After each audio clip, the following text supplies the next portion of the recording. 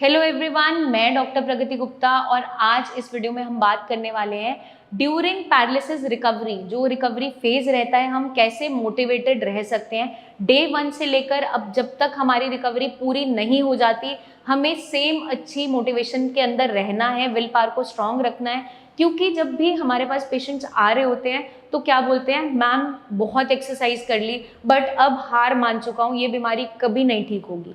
तो ये माइंडसेट हमें निकालना है। अब इसे हम कैसे निकाल सकते हैं? जब भी मैं मोस्टली पेशेंट्स देखती हूँ ओपीडी के अंदर, जब पैरालिसिस के पेशेंट्स आ रहे होते हैं, बाहर वेटिंग एरिया में भी कुछ पेशेंट्स बैठे होते हैं, तो आपस में बात कर रहे होते हैं, तो क्या बोलते हैं, वो एक दूसरे से अपने आप को कंपेयर करना स्टार्ट करते हैं। सबसे बड़ी गलती हम वहाँ पे यही कर रहे हैं। अगर आपकी बॉडी, जो आप खाना पीना खा रहे हो, आपका जो स्ट्रेंथ आ रही है बॉडी में, या फिर आपकी फिजिक दूसरे से अलग हो सकती है, तो रिकवरी फेज भी डेफिनेटली अलग देखने को मिल जाता है, क्योंकि हर एक ह्यूमन बीइंग अपने आप में अलग है, वो सिमिलर पैटर्न पे नहीं रहता। बॉडी फंक्शंस हाँ कुछ हद तक एक जनरलाइज्ड वे में चलते हैं, बट एक इंसान दूसरे इंसान से कंप्लीटली अलग है, चाहे भाई बहन क्यों ना हो, ट्विंस क्यों ना हो, बिल्कुल सेम नहीं होते। और हमें क्या ध्यान रखना है, अगर हम ऐसा कंपैरिजन ला रहे हैं तो वो क्या पूछते हैं, मैम जो बाहर पेशेंट बैठा है उसका हाथ तो ठीक हो गया, मेरा हाथ तो अभी उंगली खुल भी नहीं रही, पर मैं चल तो पा रहा हूँ अच्छे से। बट फिर मैं उन्हें पूछती हूँ कि वो पेशेंट चल पा रहे हैं अच्छे से, नहीं मैम वो चल तो नहीं पा रहे। तो मैं उन्हें यही समझाती हूँ कि क्यों आप कंपेयर कर रहे हो अपने आप को किसी और से। जब हम कंपैरिजन लाते हैं तो हम डिप्रेस होना स्टार्ट हो जाते हैं कि मेरे अंदर रिकवरी नहीं आ पा रही। अब मैंने मोस्टली पेशेंट्स में क्या देखा है, मैं पेशेंट्स को हर बार यही समझाती हूँ, मैक्सिमम केसेस में हमें क्या मिलता है, लेग के अंदर बहुत अच्छी रिकवरी मिल जाती है, हाथ कंपैरेटिवली पीछे रह जाता है। कुछ मेरे पेशेंट्स ऐसे भी हैं जिनकी लेग में रिकवरी लेट आई है लेकिन हाथ बहुत अच्छा रिकवर हो गया। तो उसके पीछे रीज़न क्या रहा, वो ऐसे ऑक्यूपेशन से बिलोंग करते थे जिसमें हाथ का इस्तेमाल ज़्यादा था और बैठ के काम करना होता था। एक शॉपकीपर थे, एक हमारे फार्मर थे पहले, तो घर पे भी वो भी हैंड की एक्टिविटीज़ ट्राई करते रहते थे क्योंकि मसल्स उनके काफ़ी स्ट्रॉन्ग थे। और जो पेशेंट हमारे ज़्यादा चलना फिरना स्टार्ट करते हैं, हाथ की एक्सरसाइजेस कम कर रहे होते हैं इनिशियली, उनकी लेग्स में रिकवरी ज़्यादा आती है। तो कंपैरिजन लाना ही क्यों है, हमें तो अपने आप को जल्दी से जल्दी रिकवर करवाना है। उसके लिए आप बेस्ट एफर्ट्स अपने ऊपर डालो, दूसरों को मत देखो। सबसे पहले अगर हम ये चीज़ एक्सेप्ट कर लेते हैं तो आप बहुत जल्दी रिकवर हो सकते हैं। सेकेंड, हमें क्या ध्यान रखना है, अपनी डाइट का बहुत अच्छे से ध्यान रखना है। एक हेल्दी डाइट मेंटेन करनी है जिसके अंदर वाइटामिन्स, मिनरल्स और आपका प्रोटीन की मात्रा अच्छी पाई जाए। तो एक कंप्लीट बैलेंस डाइट आपको खानी है। अगर आप वेजिटेरियन हो तो नट्स, जितना बादाम, अखरोट है, अभी जैसे मौसम चेंज हो रहा है तो अभी फ़िलहाल भिगो के खाइए। सर्दियों में आप ड्राई ऐसे भी खा सकते हो, सूखे हुए भी खा सकते हैं। मखाने हो गए आपके। जो पेशेंट्स वेजिटेरियन है वो दालों का इस्तेमाल अच्छा करें, सोयाबीन है, मशरूम है, उसका इंटेक अच्छा करें।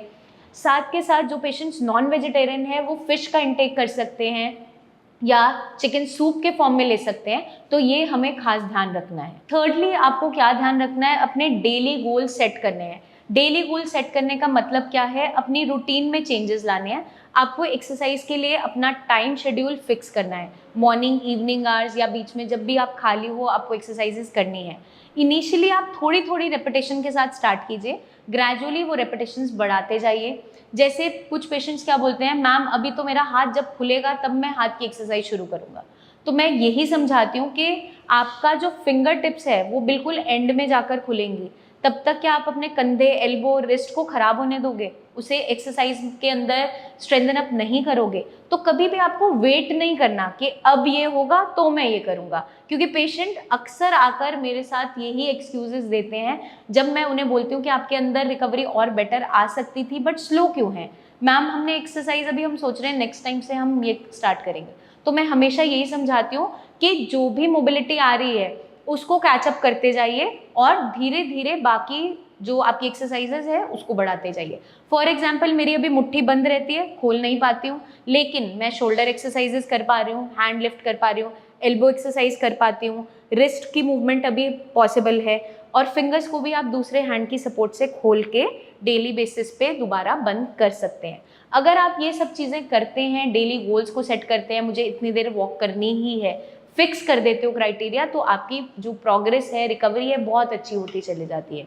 नेक्स्ट हमें क्या ध्यान रखना है कि जो आपकी डेली प्रोग्रेस है उसको आप अच्छे से मॉनिटर कीजिए और उसको नोट डाउन कीजिए। अब ये कैसे आप कर सकते हो?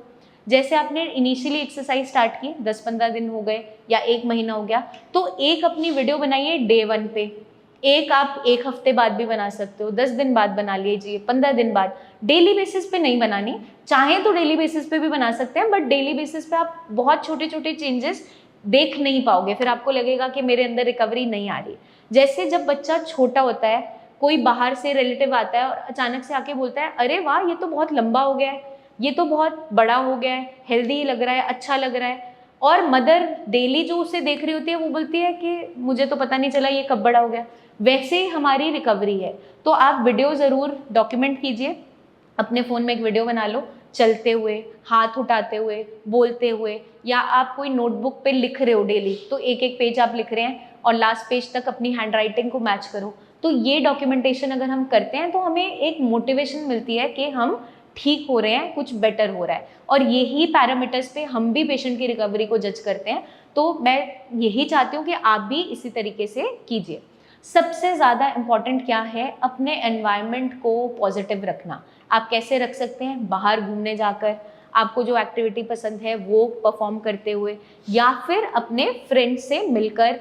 आप नहीं बाहर जा पा रहे हो, अभी इस स्थिति में नहीं हो कि मैं चल पा रहा हूँ, आपको लगता है मैं मिल नहीं पा रहा, तो कभी उन्हें घर बुला लिया। अगर कोई टाइम नहीं निकाल पा रहा है, आप फ़ोन पे बात कर लीजिए, आपको अच्छा फील होगा। तो कुछ ना कुछ अगर हम ऐसी परफॉर्मेंस डेली रूटीन में ऐड ऑन करते हैं, ये एक्टिविटीज़ परफॉर्म करते रहते हैं, तो आप जल्दी से जल्दी रिकवर हो सकते हैं। और जितने पेशेंट्स इन गाइडलाइंस को फॉलो कर लेते हैं, उनमें मैंने देखा है कि रिकवरी बहुत जल्दी आ जाती है, क्योंकि ये की पॉइंट्स हैं फॉर रिकवरी। तो ये आपका एक ऐसा पैरामीटर है रिकवरी का जिसको आप भी अगर फॉलो करेंगे तो जल्दी से जल्दी रिकवर ज़रूर हो सकते हैं। उम्मीद नहीं छोड़नी है, क्योंकि ये बीमारी लाइलाज नहीं है और इससे हम दोबारा इंडिपेंडेंट हो सकते हैं। और हमें आगे के लिए बचना है, अगर इस बीमारी से एक बार हो चुकी है तो प्रिकॉशंस को ज़रूर फॉलो कीजिए, जो हम आपको ऑलरेडी बहुत सी बता चुके हैं। जल्दी हम आपसे फिर मिलेंगे, तब तक के लिए हैप्पी रहिए, खुश रहिए एंड टेक केयर।